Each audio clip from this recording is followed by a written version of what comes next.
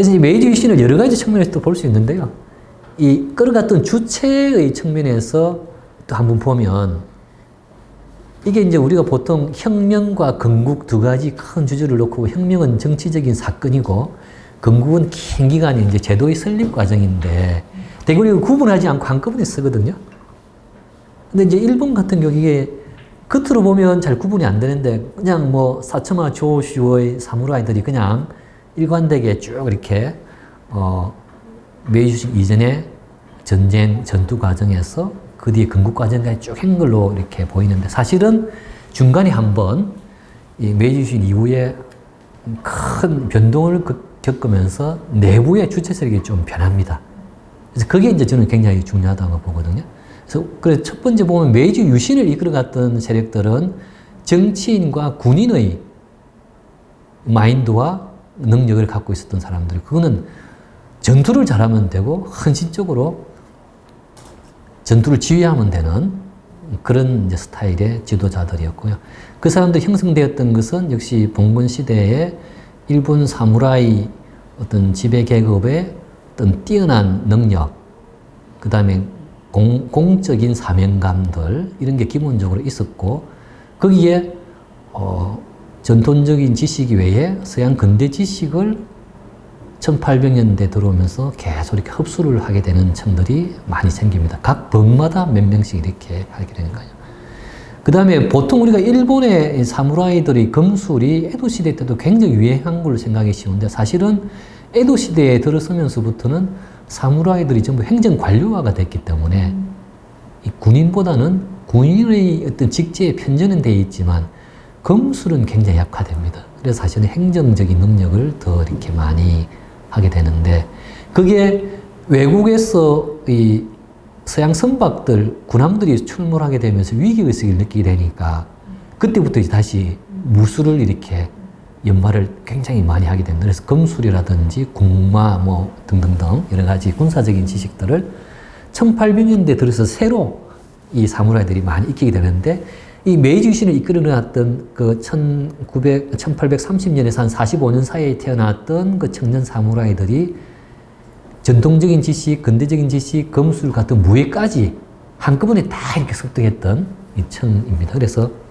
이 사람들이 험난한 과정을 이끌어 나갈 수 있었던 기본적인 지식과 재능, 능력들을 갖출 수 있게 된 이 층입니다. 그 전에 비해서 이 시기에 독특하게 일본이 위기가 되니까 나름대로 체계 안에서 이제 그런 걸 준비해 왔던 거죠. 그 다음에 서구 열강에 맞서서 일본의 독립을 지켜야 된다는 위기의식이 생기는데 그러다 보니까 기존의 번체제로는 이게 방어가 안 되거든요. 번이라는 것이 한 270개 있으면 그전엔 육지에서의 전투니까 여기 번과 요 번에 육지에서 서로 모여서 정렬을 해서 대표 선수가 나와서 한판 싸우거나 같이 요 식당에서 한번 쫙 하거나 이렇게 해서 이기면 이제 졌다 이겼다 이 판가름이 되는데 서양 범수는 그게 아니고 에도만에 나타났다가 여기 큐슈 앞쪽에 나타났다가 왔다 갔다 하면서 함선이 나타나서 멀리서 함선에서 대포를 쏴버리니까 그때 대포를 쏘면 한 3km까지 나갔다 그러거든요. 그럼 에도만에서 에도성 공격을 할 수 있어요. 그전에는 그런 게 불가능했잖아요. 아무리 총을 많이 쏴도 몇 킬로 나갈 수가 없으니까 그래서 전투의 개념 자체가 바뀌어버리는 거죠, 그 당시. 그래서 일본은 사무라이들이 어찌됐든 간에 이 군인층이기 때문에 그런 함선이 나타났을 때, 독립에 대한 위기의식, 군사적인 어떤 측면에서의 탐구가 급격하게 이렇게 일어나는 거죠.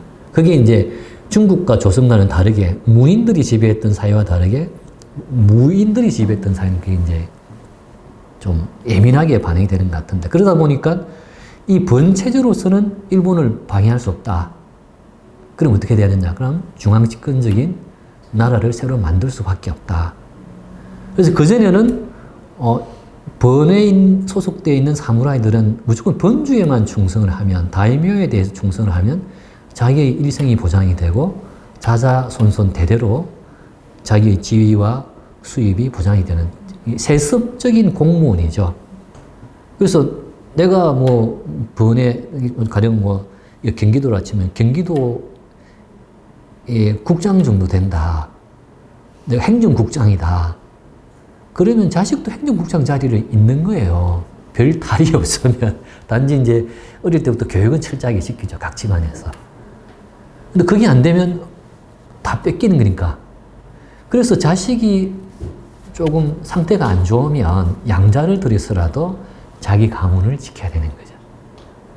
그럼 내가 지금 요즘 지방 공무원 한 9급 정도 되는데, 뭐 어디, 무덤을 지키는 세습 공무원이다. 그럼 자식도 세습 공무원으로 자자신 가는 거예요. 근데 이제 이게 아주 높은 자리에 보장되어 있는 사람은 괜찮지만, 저 9급 공무원인데 자기 능력은 국장 이상이 돼. 그럼 불만이 쌓이는데 할 수는 없어. 근데 그전에는 그런 것들이 불만이 없었는데, 이게 이제 1853, 4년 이후로 서양 세력이 나타내고 개혁하고 난 이후에는 그런 것들이 많이 이렇게 생기는 거죠. 그래서 무사들이 이런 혼란기에 탈분을 해서 새로운 나라를 건설하는데 뛰어들면서 교토로 와서 천황을 중심으로 새로 만들자는 게 그런 심리들이 다 있는 거죠. 하급 사무라이들은. 특히 또 이제 사무라이 안에서도 고위직 사무라이와 하급직 사무라이 간에는 신분 차이가 아주 많이 났습니다. 이게 이제 재산상으로도 차이가 났지만 신분상으로도 이제 번마다 다른데 어떤 분은 굉장히 차별을 많이 하는 분도 있고 어떤 분은 그렇지 않은 분도 있고 근데 도사분 같은 경우가 굉장히 심한 분이었거든요. 그게 왜 그런가 하면 그거는 이제 에도 시대 처음 성립될 때 원래 있던 번주를 바꾸고 새로운 번주가 외부에서 오게 됩니다. 그러다 보니까 위에 상층부는 새로운 번주들이 다 장악하고 기존에 있던 번주의 사무라이 다 하급직으로 가버리는 거죠. 그전 지위를 뺏기고. 그러다 보니까 이제 한 200년 이상 상하간의 이런 알력이 굉장히 강력하게 많이 남아있는. 그래서 도사분이 하급 사무라이들은 그런 이유 때문에 탈분을 해서 또 이렇게 유신혁명 운동에 뛰어든 사무라이들이 많고요. 그래서 어찌됐든 간에 그런 어떤 개개의 번들로 이루어진 일본의 시스템에서는 외적으로부터 방해할 수가 없다. 그래서 중앙집권적인 국가를 만들어야 되고 그 전에 자기가 충성을 바쳤던 번 또는 막부와의 충성 간 의리 관계는 그것은 작은 이익이고 사적인 의리다. 그러면서 새로운 국가를 이렇게 천황으로 이렇게 중심으로 세워야 되기 때문에 천황이 공적인 의리고 큰 이익이다, 큰 의리다 이렇게 이제 보면서 이제 사무라이들 스스로가 이제 윤리적인 측면에서 이 전환을 하게 되는 거죠. 새로운 근대 국가로. 그 다음에 이제 또 특징은 어쨌든 이 사무라이들은 굉장히 현실주의적이기 때문에요. 이제 전투를 영국과 뭐 프랑스 등등 이런 나라들과 한번 해보고 나니까 워낙 그 군사력이 월등하게 이렇게 앞서 있으니까 우리가 대항할 수 없구나.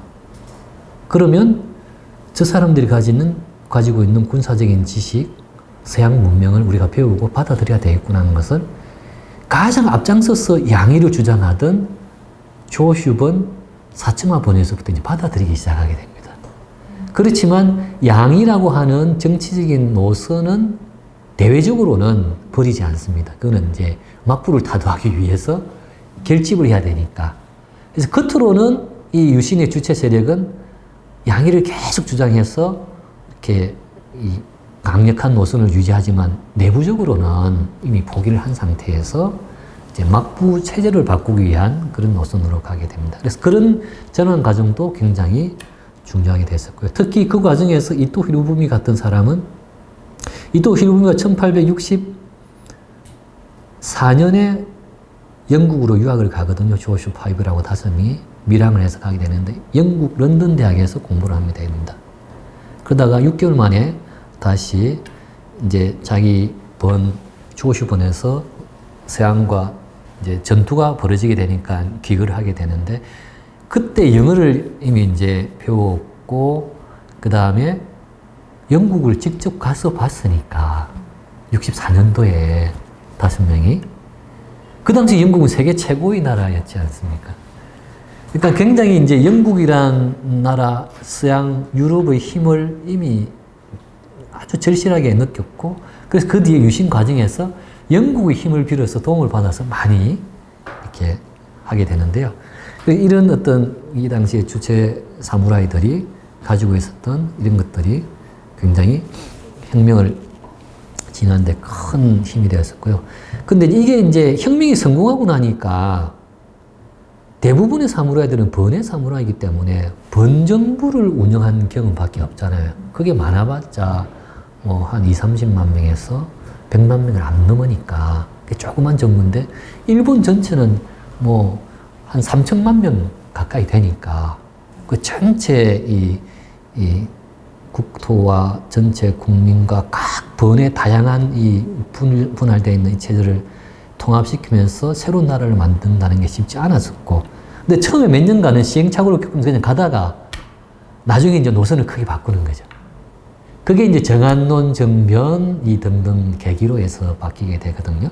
그러면서 이제 결론만 말씀드리면 원래 있던 유신을 성공시킨 세력 안에서도 반근대적인 세력들을 정리를 하고 정안론 정변을 통해서, 그러니까 이제 지금 가고시마에 있는 사츠마 사무라이들 내란을 겪지 않습니까? 그때 많이 반란과 내란을 겪었는데 그 세력을 정리를 하고 개화파 지식인들, 그다음 후쿠자와 유키치 같이 지식인들은 대부분 그때 메이지 유신과 유신정부 초창기에는 방관자적인 위치에 있습니다. 왜 그런가 하면 쟤들이 막 사츠마 조시분과 막부가 싸우는데 저 똑같은 놈들이야. 쟤들도 정권 잡으면 막부처럼 할까 이렇게 생각하거든요.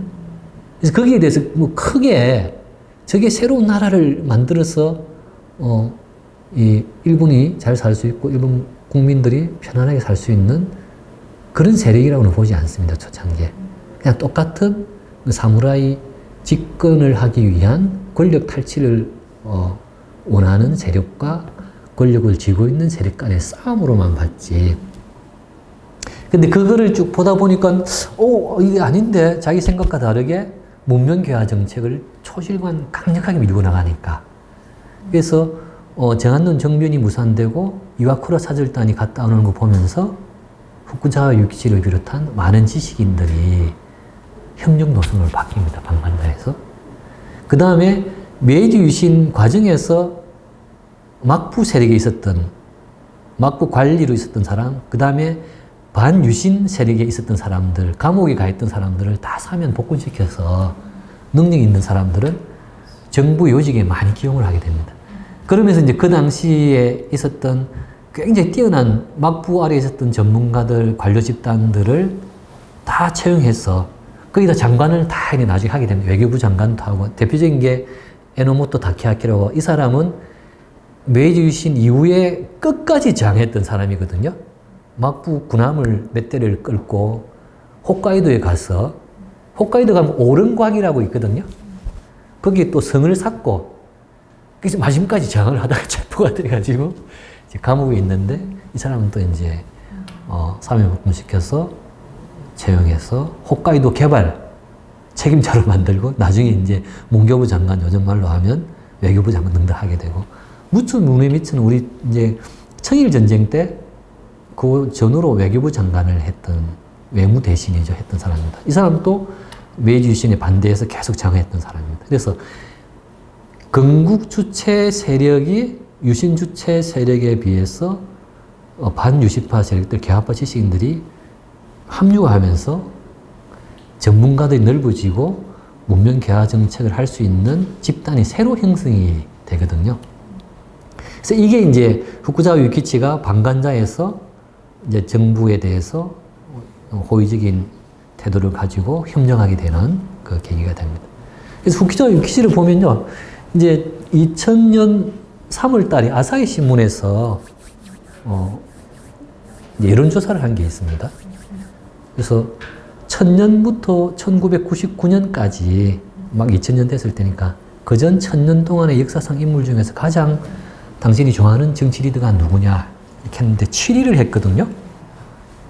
근데 이게 보면 이제 일본은 첫 번째가 사카모토 료마인데, 사카모토 료마가 이렇게 1위를 하는 것은 워낙 이제 료마에 관한 소설들 영향도 크고, 그 다음에 드라마도 많이 나왔었고, 그 다음에 일본이 이 당시 굉장히 혼란스러운 상황에 있었거든요. 그러니까 이제 잃어버린 20년이 시작된 지 몇 년 안 됐을 때고, 그 다음 자민당 체제가 붕괴되면서 작은 정당으로 막 분열돼 있을 때고, 제가 이때 이 교토나 이렇게 사카모토, 료마 유적지를 가보면 전국의 젊은이들이 방학 때 순방을 와서 꽃을 갖다 놓고 이제 사카모토 료마를 담고 싶다라든지 뭐 이런 게 막 이렇게 쪽지글을 적어놓은 게 많았어요. 그래서 일본이 혼란스럽고 뭔가 이렇게 앞길이 투명하고 정치권은 막 이렇게 이합집산되고 이럴 때는 새로운 리더를 원하게 되는데, 사카모토 료마는 메이지 유신 과정에 이 유신 직전에 이제 죽지 않습니까? 서로 이제 사츠마와 조슈 동맹을 만들어 놓고, 그래서 20대 말에 죽기 때문에 그 당시 이제 다른 비난을 받을 일도 없었고, 어찌됐건 헌신적으로 해서 메이지 유신의 이제 씨앗을, 큰 씨앗을 만들어 준 거니까 굉장히 청년들이 좋아하고, 뭐 그건 물론 이제 한동안 계속 그랬던 건 아닌 거예요. 60년대 이후로 이제 소설책이 나오고 드라마가 나오면서 이제 붐이 부른 건데, 사카모토 료마 빼고 나면은 이제 다 도쿠가와 이에야스, 오다 노부나가, 토요토미 히데요시 전국 삼거리고, 그 다음 일본은 또 재밌는 게 다나카 가쿠에는 요시다 시게루가 굉장히 존경받는 사람이거든요. 우리 한국인 입장에서 보면 다나카 가쿠에 하면 이 동경지검에 뇌물죄로 체포되는 장면밖에 기억이 안 나는데, 요시다 시게루는 친미 노선을 확립해서 정오 일본이 부응하는 기초의 토대를, 정치적인 토대를 쌓은 사람이고, 이렇게 빼고 나면 그 메이지 유신기에 있었던 인물 중에 후쿠자와 유키치 최고 위에요. 유신 삼글도 다 밑에 있어. 유신 삼글 중에 유명한 기도 타카요시나 오쿠부 도시미치는 여기 들어가 있지도 않고, 이제 사이고 다카모리가 일반 이 국민들한테는, 일본 국민한테 굉장히 인기가 있는데 그것보다는 한 단계 위에 있고, 이토 히로부미가 또 들어가 있다는 거. 그러니까 이제 한국인이 일반적으로 생각하는 그런 리더에 대한 것과 일본 사람이 굉장히 다르다는 걸 저도 많이 느꼈습니다. 그래서 후쿠자와 유키치는 어쨌든 간에 일본인의 굉장히 많은 사랑과 존경을 받는 사람이다. 그래서 후쿠자와 유키치의 주요 활동들을 보면요, 학자, 교육자, 언론인, 사상가로 활동했었고, 정부에 들어가서 한 적은 없습니다. 정부의 어떤 그 요청에 의해서 뭐 보고서를 만들거나 뭐 이런 거는 해준 적이 있지만 평생을 민간에서 활동했던 사람이고요. 대표적인 서적은 서양사정, 학문의 권장, 문명론 계략. 근데 문명론 계략이 이제 딱 후쿠자와 유키치의 그 저술의 딱 중간 기점에 있는데요. 그 뒤에는 전부 자기가 직접 집필한 겁니다. 그 전에는 주로 번역한 것들이 많았고요. 서양 사정도 편집을 해서 번역을 했고, 일부 자기가 쓴 건데, 서양 사정은 굉장히 그때 당시 책으로는 두껍습니다. 이제 3차례 나와서 발간되는데, 근데 영국, 프랑스, 미국, 그 당시 이제 1858년에 조약을 맺었던 나라들 위주로 그 나라의 법률, 뭐 제도, 또 기업, 뭐 등등 이렇게 하면서, 이때 이제 미국 편 같은 거 보면 미국 독립선언문이 전문이 번역되어 있습니다. 그래서 이제 후쿠자와 유키치가 이게 66년부터 나온 책이죠. 이 책으로 이제 굉장히 히트를 치거든요. 그래서 이 책이 히트 치면서 후쿠자와 유키치가 그 판권 저작료 받은 것과 자기 월급 모은 걸로 개요 대학을 만들거든요. 그러니까 이때 일본은 이미 판권에 대한 권리, 저작권에 대한 권리가 굉장히 이제 잘 보장이 되어 있었던 거예요. 다 이게 보면 몇십만 부씩 팔렸던 책입니다. 학문의 권장도 마찬가지고요. 아까 우리 김준환 교수님이 처음에 후쿠자와 유키치, 하늘은 사람 위에 사람을 만들지 않고 사람 밑에 사람을 만들지 않았다. 그 문장이 학문의 권장에 나오는 첫 번째 문장입니다. 그게 이제 천부인권에 관한 그런 내용을 담고 있는 건데요. 근데 이제 우리나라 뭐 연암으로 잠깐 설명드리면 학문의 권장도 여러 권이 번역되어 있고 문명론 계략도 2권이 번역되어 있는데, 학문의 권장은 저는 그 전에 이렇게 몇 권 본, 한 권 잘 된 게 있어서 그럭저럭 볼만하구나 이랬는데, 제가 지난 학기에 이게 부산에 있는 대학 한 군데에서 학생들하고 이렇게 강독을 하면서 보다 보니까 상당히 그래서 야, 이게 참 우리나라의 일본에 대한 이 학문 연구 수준이 참 이래가지고 되겠는가, 이렇게 참 제가 자괴감을 많이 느꼈습니다. 예. 그래서 개요 대학을 만들어서 교육 활동을 많이 했었고, 일본의 최초 원서 강독한 학교가 개요 대학이고, 개요 대학에서 하는 걸 보고 다른 대학도 그 원서를 받아서 이렇게 하게 됐고요. 메이로쿠샤라고 하는 학술 단체 최초로 만들어서 했었고, 지지신보라고 시사신보 언론 활동했었고, 교슌사는 원래는 이제 기업인 사교클럽, 요즘 말하면 상공회의소 비슷한 건데, 교순사 빌딩이 지금 또 도쿄에 남아 있습니다. 근데 여기서 뭐 재단으로 해서 이제 계속 남아 있으니까 되는 건데, 여기서 출판 문화 활동을 같이 했고, 메이지기 후기에 헌법 자유민권 운동하면서 헌법 만들고 할 때 헌법안도 만들어 제출하기도 하고, 그래서 6.1절 서유경무는 교순사에서 인쇄를 해서 6.1준이 본인 돈으로 한 게 아니고요. 북구자 유기치가 이제 지원을 해줘서 첨부를 찍어서 그걸 들고 조선에 와서 고관들한테 이렇게 나눠줬는데, 이제 뭐 조금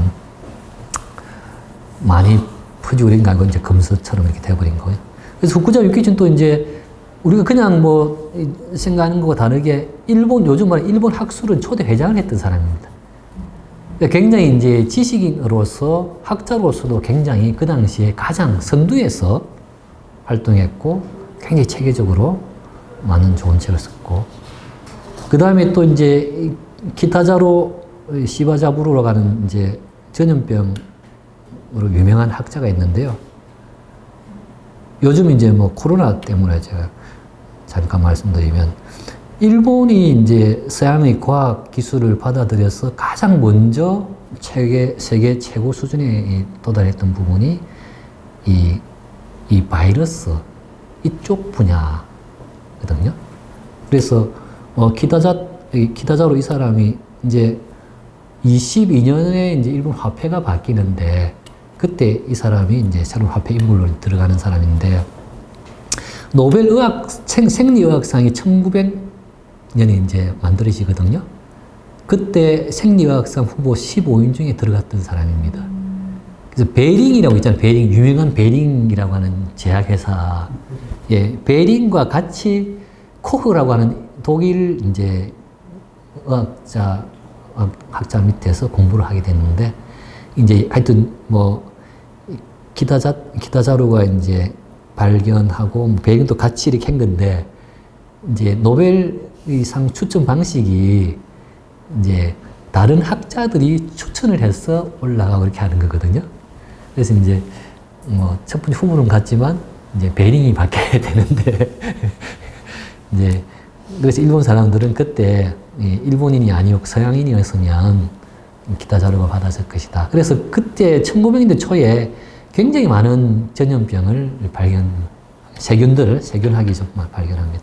그래서 후쿠자와는 쭉 생애를 통해서 자유라든지 인권이라든지 남녀 평등이라든지 서구의 자유주의 사상을 일본, 아시아 전체에서 최초로 도입한 사람이고, 그런 것들 민간에서 실현하기 위해서 노력했던 계몽 사상가고 그렇습니다. 그래서 우리가 보통 이렇게 기사나 이렇게 한 번씩 보면 정한론과 관련돼서 많이 나오기도 하고, 청일전쟁, 러일전쟁과 관련해서 군국주의자 이렇게 평가하는 사람도 있고, 일본의 학자 중에서도 초지일관 국자를 물고 넘어지면서 그런 측면에서 이제 공격하는 사람이 있고, 그 사람 책이 또 번역이 되어 있거든요, 국내에.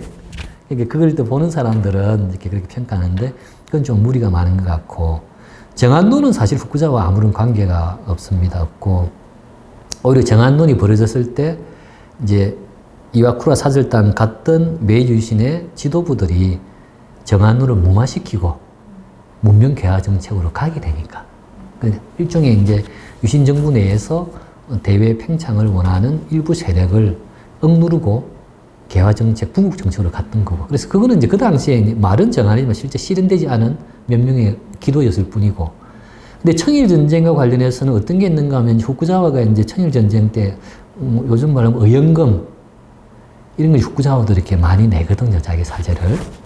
그 다음에 이제 그런 등등이 있는데, 그런 거는 한 개인을 따로 떼놓고 보기보다는 전체 그 당시의 국제적인 정세, 아시아의 상황, 그 다음에 이제 전쟁이라고 하는 것에 돌입했을 경우에 아무리 계몽사상가하고 이렇게 하더라도 과연 그거를 무시하고 했을 수 있을까? 한 인간의 어떤 그런 존재 측면에서 볼 때. 그래서 그건 여러 가지 측면에서 다각도로 이제 좀 봐야 될 것 같고요. 그래서 어찌됐건 간에 그런 면에서는 뭐 조금 결함은 있지만 그렇다고 해서 궁극주의자로 평가하는 것은 좀 너무 무리가 아닌가 이렇게 생각하고 있습니다.